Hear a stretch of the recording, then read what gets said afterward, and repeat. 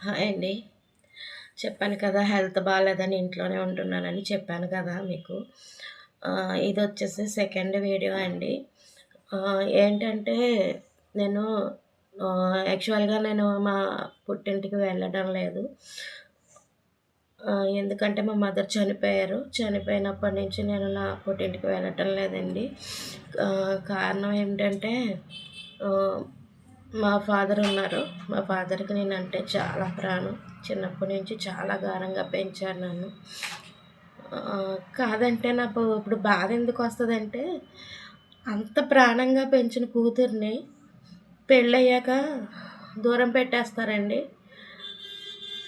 ఆ దూరం పెట్టేయడం ఇంకోటేంటంటే, మ మన సంసారం పెరుగుతా ఉంటది. మన ఫ్యామిలీ పెరుగుతా ఉంటది. వాళ్ళు నాకు బ్రదర్ ఉన్నారు.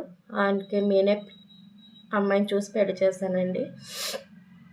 అయితే ఇక్కడ ఏమవుతుందంటే, ఆ ఇంట్లోకి మా వదినొచ్చాక మా వదినొచ్చారు. వచ్చిన తర్వాత కారణం అంటే ఏదో సామెత ఉందండి. మన బంగారం మంచిదైతే అవతల వాళ్ళని ఎందుకు అనడం అని.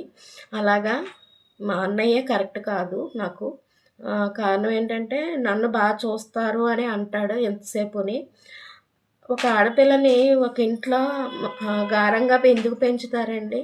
ఆ అమ్మాయి వాళ్ళ దగ్గర ఉన్నంత సేపు మంచిగా ఉండాలి.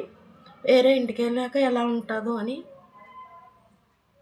చాలామంది పేరెంట్స్ ఆలోచిస్తే గారంగా పెంచుతారు.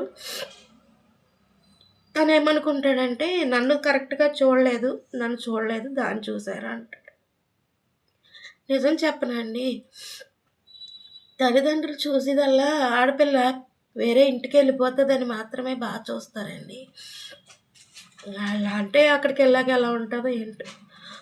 మన దగ్గర ఉన్నంత సేపు మంచిగా ఉండాలి అని చూస్తారు. కానీ నా బ్రదర్ ఏంటంటే చిన్నప్పటి నుంచి అమ్మ వాళ్ళు నన్ను చూసారు. తనని పట్టించుకోలేదు అన్నట్టుగా అనుకుంటాడు. అందువల్ల ఏమో నా మీద పూర్తిగా చాలా కక్ష పెరిగిపోయింది. చాలా కక్ష పెట్టేసుకున్నాడు.